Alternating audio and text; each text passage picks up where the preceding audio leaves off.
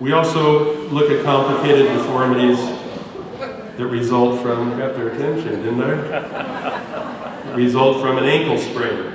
An ankle sprain is almost the opposite of the posterior tibial tendon dysfunction because it is highlighted by external rotation to tibia and simultaneous internal rotation of the foot.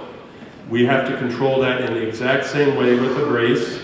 This is a video taken, I don't have it live on YouTube, but you can look at this. This is Kobe Bryant, who plays for my Los Angeles Lakers in Southern California, and it shows in the right-hand picture him landing on his foot, internally rotated at the foot and externally rotated at the leg. This injury took him out of the NBA playoffs 2 years ago against the Dallas Mavericks.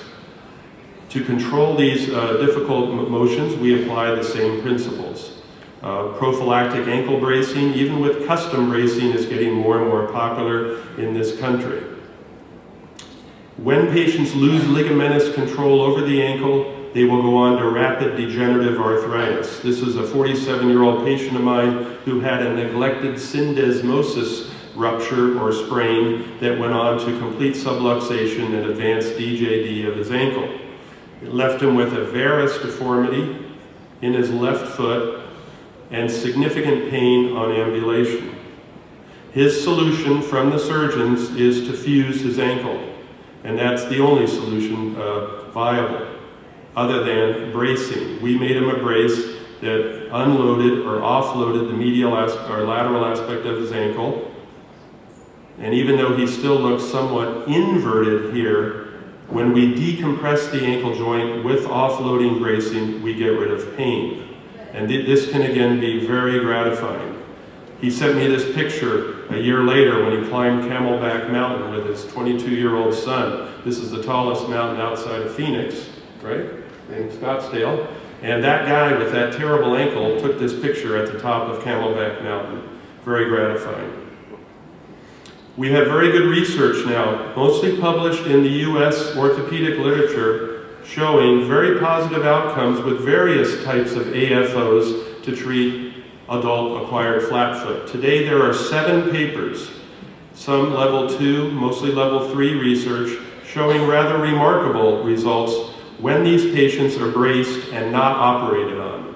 For example, this study by Alvarez showed that 89% of these patients were subjectively satisfied with treatment with a brace, and 80% were successful in avoiding surgery and staying brace-free with a minimum follow-up of 1 year.